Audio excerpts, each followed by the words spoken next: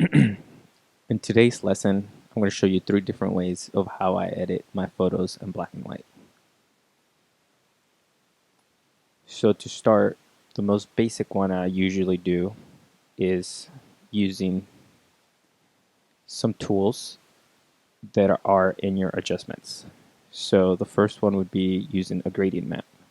So you would have to have your swatches black on top, white on the bottom, and then you'll go to your gradient map and you'll click on it. That instantly changes it to black and white. So after that, I go to my curves and I play around with it. You can either go lighter, darker. So I play around with this a little bit. Then I go to my exposure and I make it a little bit darker. And then I'll make this one a little bit lighter. Okay, so now we have that. We want to make I usually like really contrasty, so black and white showing in the middle. So I'll go to my exposures again, and I'll try to make it super dark. Now with the brush tool, I'll get the brush tool, and then I'll go down here, and I'll add a vector mask. Oh, actually, there's already a vector mask. So on top of this, I'm just gonna highlight it. I usually use 30% because I don't want to go. You can go 40, and it'll be a little bit stronger. But so I'll start 40.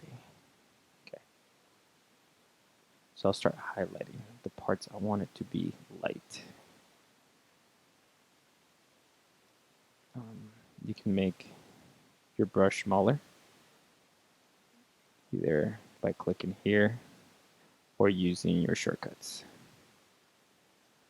Okay. So now I want to make this part even brighter. So again, I'll go to my curves and I'll highlight the middle just to get there. Now, since I only want this in the middle, I'll click on this, press Command I, and it inverts it. So now we're going to switch here to white on top just so we can highlight the middle part. Now, since that's highlighted, I can play around either super bright, super dark, but we want it pretty, just that part bright. Let's highlight a little bit more with the hand. So there you have it. That's the first way I do my black and whites. So we'll name this black and white 1. So that's the first way I do it. So let's hide this one. Let's go to the second one. The second way you can do something like how it's going. It's you go to black and white.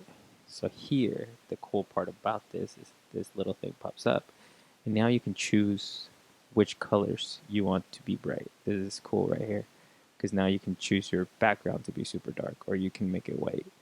The only problem with this is if you go all the way down, you start seeing little parts, lose the information. So you want to be careful with that. But now you can make what you want, black and white, darker or lighter. The green doesn't really change it much. Let's say the blues. Blues change it on top. And then right here, this one will change it there. So it's mostly on the yellows and the reds. So this is a different way of making it black and white. Same thing as in the first one. We'll go to here to add contrast. Maybe do a little one there. Bring it up again. Go to your exposure. Let's do one pretty dark here. And then let's go to your curves. Let's just bring the highlights a lot. Again, invert it, Command I. And with the white one, let's just bring this up just to highlight the water. And just the water in the hand. Make it smaller. Oops, make it smaller. highlight the hand. So that's a different way of making black and white. And then, so um, let's, where is it at? So usually I just do Command, so I just do Command E just to flatten it out. Black and white 2. So now this technique is going to take a little bit longer, but it's one of my favorites. So this one, we'll go to our color lookup. We're going to go to Foggy Night, and now it makes it really, really, really dark. So this is where the fun starts. I'll make it at like 90%, and then with this one, and then I'll have 10%, make it 10%, and then make this a little bit larger, and just highlight the middle a little bit, just enough to get that part. Okay, so that's part one. Now we're gonna go to our curves. We're gonna add a point here, and we're gonna get this point, and we're gonna make it. We're gonna take it up. Oops, take it up. Okay. So after we do that, we're gonna go to your selective colors. You're gonna go to your blacks, and then you're gonna highlight the cyan to 25, and let's do this one to a 25 too. So that just makes it super, super dark. All right. So now we're gonna flatten it. Command E to flatten. Now you're gonna make another copy, and you're gonna go to Filter, Camera Raw Filter, and then now, when that shows up, we're gonna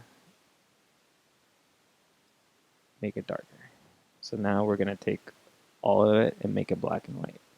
Once that's there, we're gonna play around with shadows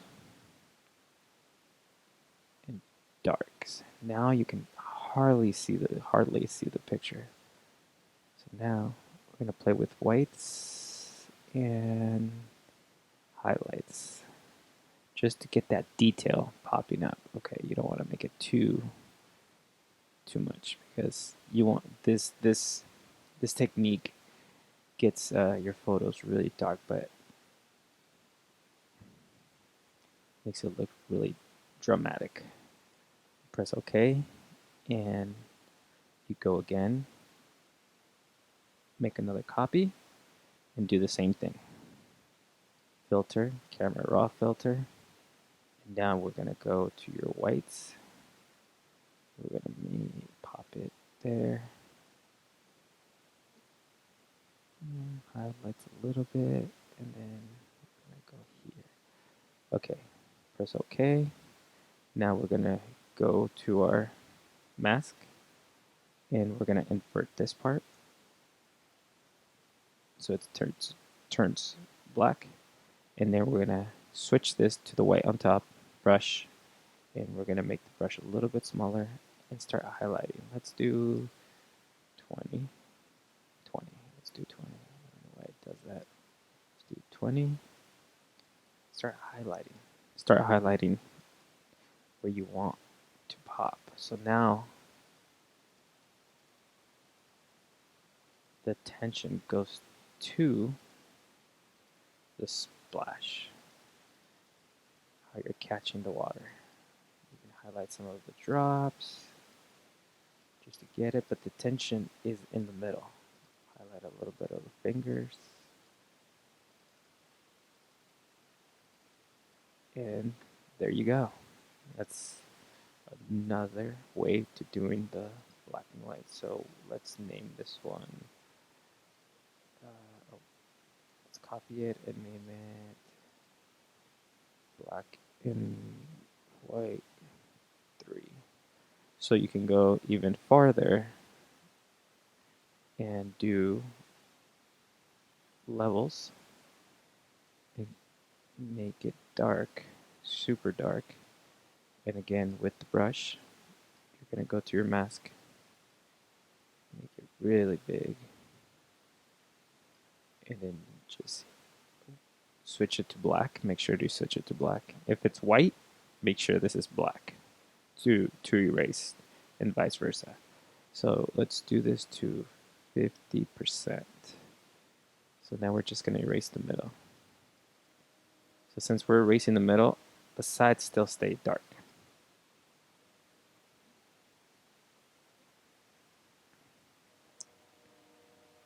So once you have that, and if it's too much, you can just reverse it, make it white, and then erase some parts, and then it'll just erase it. But so there you go. There's just 3 ways. Let's just flatten this. 3 ways of doing black and whites. So version 1, version 2, version 3. It just depends what type of look you want to do. Usually version 3 is my favorite, but I play around with both. Sometimes I'll add the version 3 on top of 2, and then I'll mask it, and then just erase some parts, just so to get details on some parts, get some details on the hand. It's too much. Some details on the fingers. Let's do 15%. Just some detail on the fingers, just so you can add. But it's the most dramatic technique you can have to make your pictures look really dramatic and different.